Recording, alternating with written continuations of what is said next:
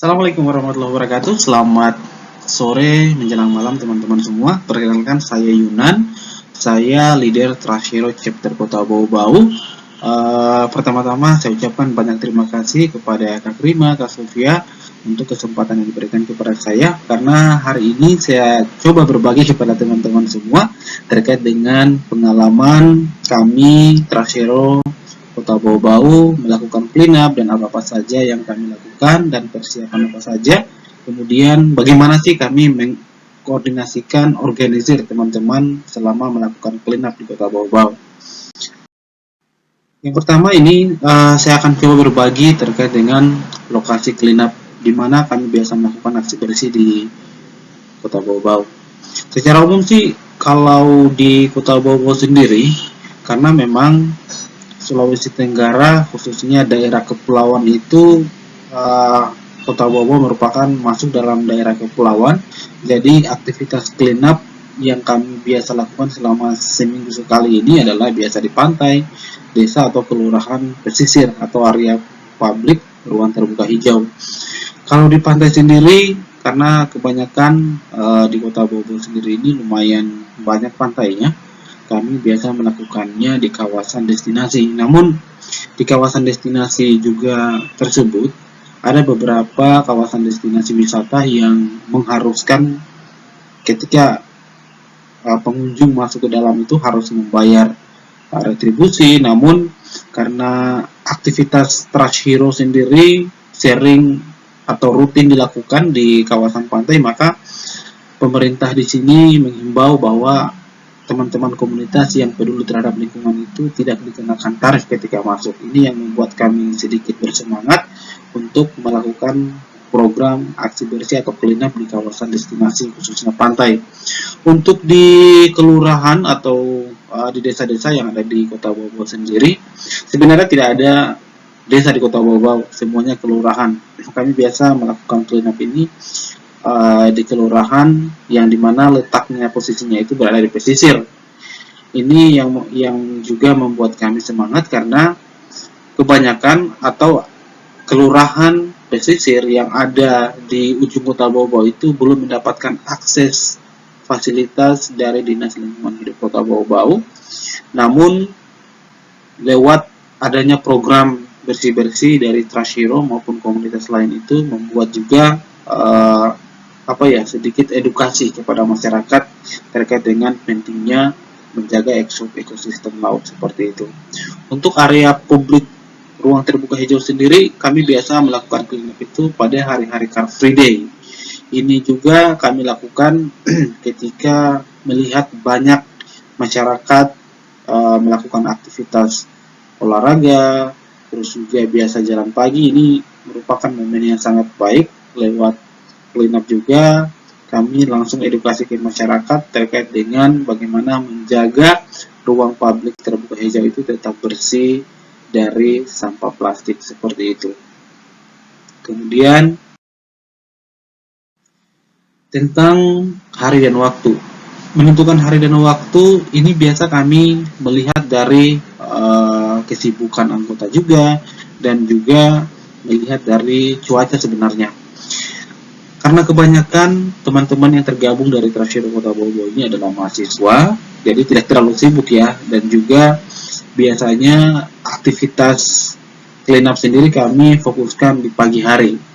Dan untuk harinya itu biasa Sabtu dan Minggu. Namun kebanyakan sih hari Minggu saja untuk sekali seminggu ya, seperti itu.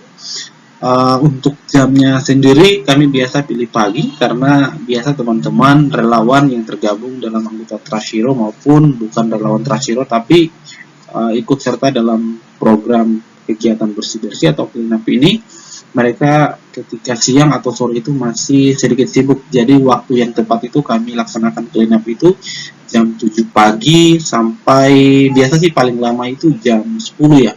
Paling lama sekali jam 11. Karena berpikir juga bahwa kesibukan teman-teman sebagai anggota Trashero ini lumayan sibuk juga, banyak yang ingin ke kampus dan juga mungkin kebanyakan dari teman-teman juga sedang mempunyai aktivitas lain seperti itu. Selanjutnya untuk menentukan titik pertemuan, Iya, ini menarik sekali. Kalau di Kota Bau-Bau, chapter Trashiro Kota Bau-Bau sendiri, sebelum melakukan clean up, untuk meeting pointnya kami biasa menginformasikan kepada teman-teman itu untuk berkumpul di dekat lokasi aksi bersih. Kalau di pantai ya di dekat pantai, kalau di ruang terbuka hijau ya di dekat ruang terbuka hijau. Dan juga sebenarnya kami mempunyai sekretariat atau base camp Trashiro, tempat ngumpul-ngumpul, ngopi, bercerita, berbagi bersama teman-teman. Jadi selain kami menginformasikan kepada relawan di luar anggota Trashiro sendiri untuk kumpul di dekat lokasi aksi bersih, jadi teman-teman yang sudah tergabung lama di Trashiro chapter Kota Bau-Bau, kami biasa kumpul di sekretariat base camp untuk memantapkan persiapan sebelum clean up dan juga bisa mengkoordinasikan beberapa hal kepada teman-teman, kira-kira apa saja yang perlu disiapkan untuk pada clean up tersebut. Ya, kemudian bagaimana sih kami menginformasikan kegiatan aksi bersih kepada orang-orang? Seperti kita ketahui bahwa di Trashiro sendiri kami mengikuti aturan dari pusat, yakni sebelum clean up kita harus memposting acara atau flyer informasi kepada halayak umum atau publik itu melalui dua platform. Yang pertama kami menggunakan Facebook page yang sudah dibuatkan oleh Trashiro sendiri, Trashiro Indonesia, dan juga kami menggunakan Instagram. Jadi ini di sebelah kiri saya adalah Facebook page Trashiro, dan sebelah kanan saya ini adalah Instagram Trashiro. Teman-teman boleh follow akun Instagram Trashiro Kota Bau-Bau. Untuk Facebook page sendiri kami gunakan untuk tidak hanya menginformasikan kegiatan bersih-bersih, namun beberapa hal yang ada kaitannya dengan Trashiro kami biasa mempostingnya. Sama halnya juga dengan Trashiro untuk Instagram, seperti itu.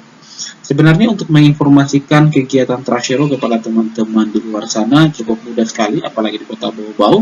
Selain juga menggunakan dua platform yang ada di depan kita ini, biasa juga ini dari mulut ke mulut, dari informasi ke teman yang lain, terus menyampaikan bahwa kita akan melakukan kegiatan aksi bersih-bersih. Jadi teman-teman yang tidak sempat melihat postingan kami baik di Instagram maupun Facebook bisa mendengar informasinya melalui teman-teman anggota yang lain untuk hadir dalam program aksi bersih-bersih tersebut.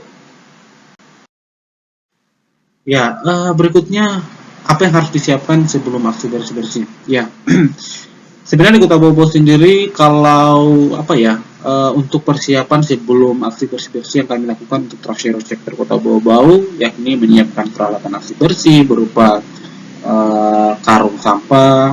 Tapi kebanyakan sih teman-teman yang tidak mempunyai karung sampah tersebut, biasa mereka patungan untuk beli kantong plastik, namun kami menginformasikan kepada teman-teman untuk tidak membawa kantong plastik, tapi menggunakan karung yang bisa digunakan kembali. Terus juga berikutnya mempersiapkan kudapan.